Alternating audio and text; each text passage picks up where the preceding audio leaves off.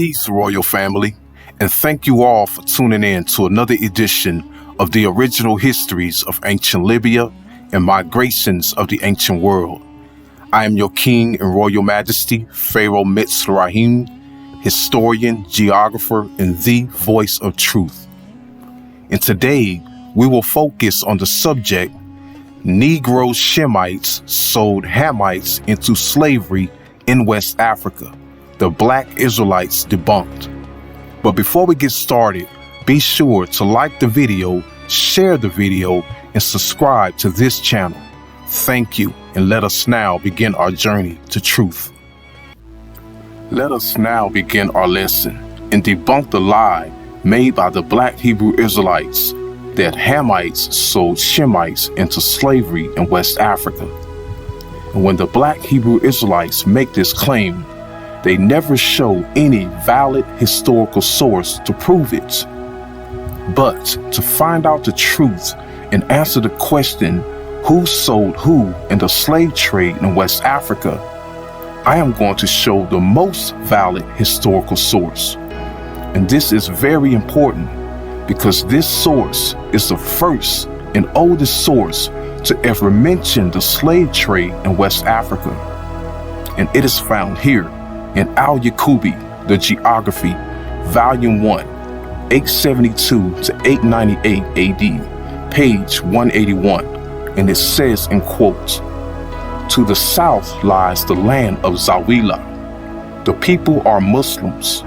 They bring out black slaves from the Mirian, the Zagarian, the Marian, and other black peoples, as they are near them, and take them captive." According to this oldest primary source on the slave trade in West Africa, the people of Zawila were not Hamites, not the Pharaohs, not Egyptians, and did not worship Egyptian gods like the Egyptians in the book of Exodus. But the people of Zawila were Muslims who owned black slaves from the southern interior of Africa. And the Muslims were Arabs from Saudi Arabia. And the Arabs were descendants of Abraham and descendants of Shem, not Ham. And the land of Zawila is located in modern-day southern Libya and North Africa. But thanks to this oldest primary source, we now know that the owners of the slaves in Africa were Muslim Arab Shemites, not Hamites, not Egyptians. And this made-up lie that Hamites sold Israelites into slavery in Africa has been debunked and is not supported by real history. But let's continue. Let us now focus on who were the slaves in West Africa and who were the true ancestors of the slaves in West Africa, according to the oldest primary source that mentions the slave trade in Africa. And it is found here in Al-Yaqubi, the History, 872 to 898 AD, page 494, and it says in quotes, "The descendants of Cush, son of Ham, were the Ethiopians and the Sudanese, the blacks, split into two groups. One group, the Zagawa, the Kaku, the Mararian, the Maranda, and the Ghana headed west." Based on the oldest source for the slave trade in Africa, the ancestors of all slaves in West Africa, known as the Mirian, the Marian, the Zagarian, were descendants of Cush and descendants of Ham or Kam. And historically, Cush was the land south of Egypt that was ruled by the pharaohs and settled by the Egyptians. And Kam, historically, was the land of Kemet, the old original name for Egypt.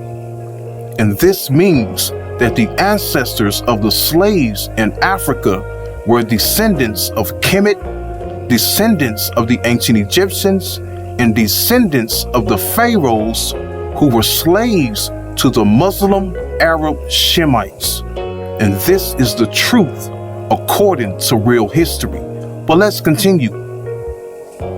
Let's now answer the question, who were the ancestors of the Arab Muslims?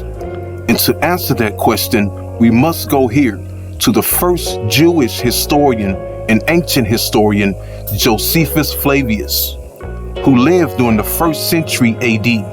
And in his book, Antiquities of the Jews, Book 1, 213, he says in quote, "But as for the Arabians, they circumcised after the 13th year, because Ishmael, the founder of their nation, who was born to Abraham."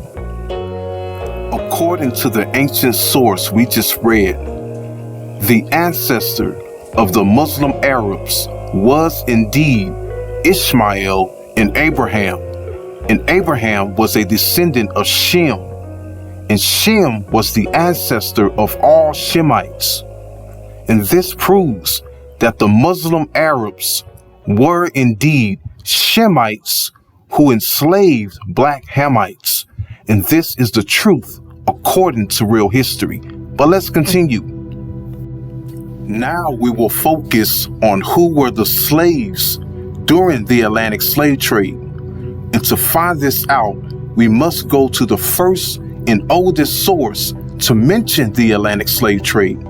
And it is found here in the original journals of the voyages of Catamasto, years 1455 to 1406, Volume 2, Chapter 4, Section 2, and it says in quote, "The articles of merchandise chiefly provided for this trade are woolen cloth and linen, silver trinkets, frocks and cloaks, and other things, and above all wheat.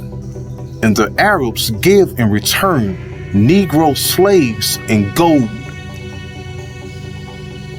According to the oldest source to mention the Atlantic slave trade that took place during the reign of the Portuguese prince, Prince Henry of Portugal, we now know that it was Shemite Muslim Arabs who sold Hamite Negroes into slavery.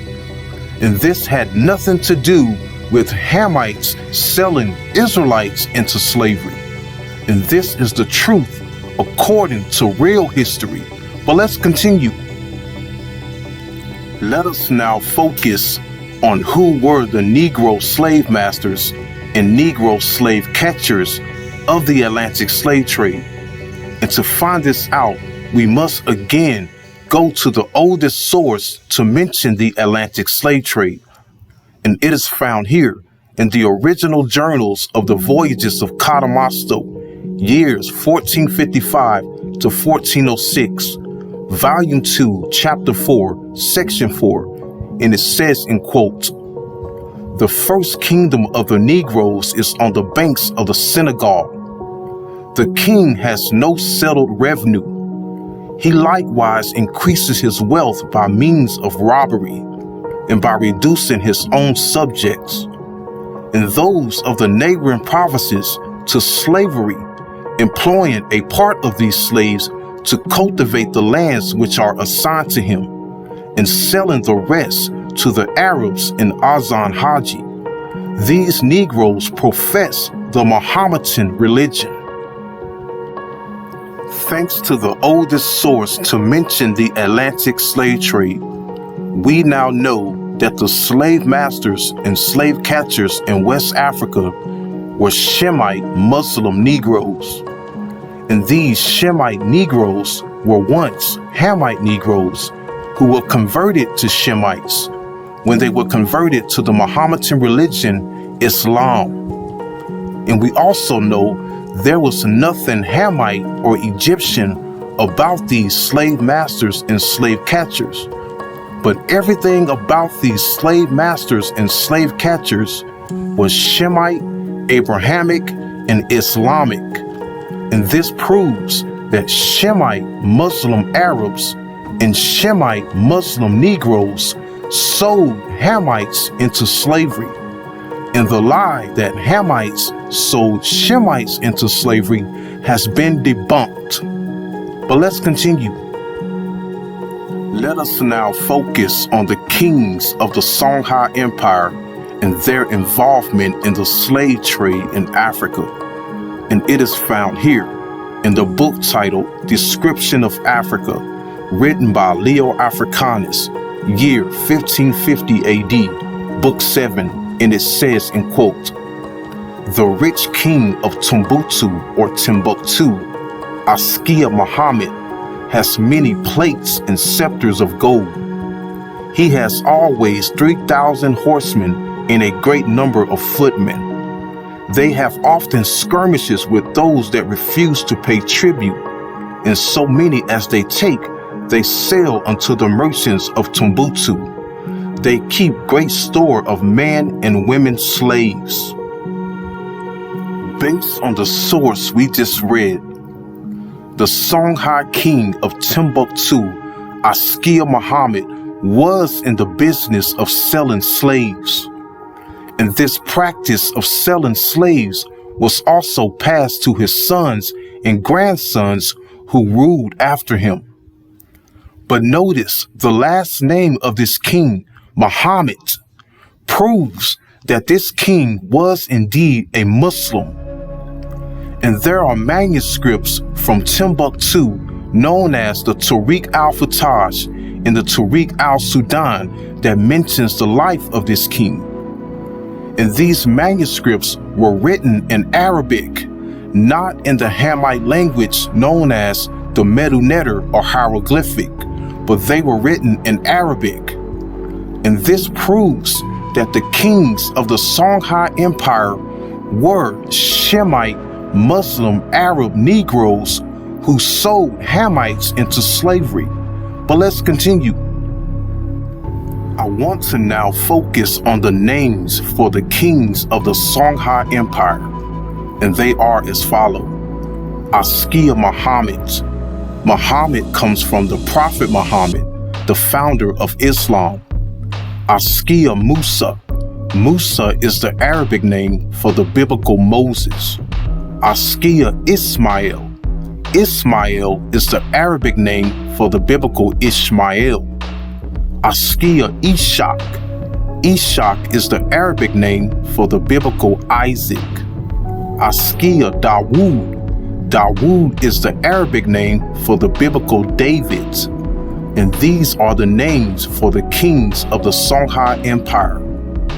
And now we know the kings of the Songhai Empire who sold slaves all had Shemite Israelite names, not Hamite names, not Pharaonic names.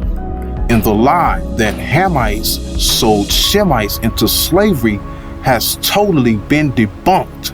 And now we know it was the other way around.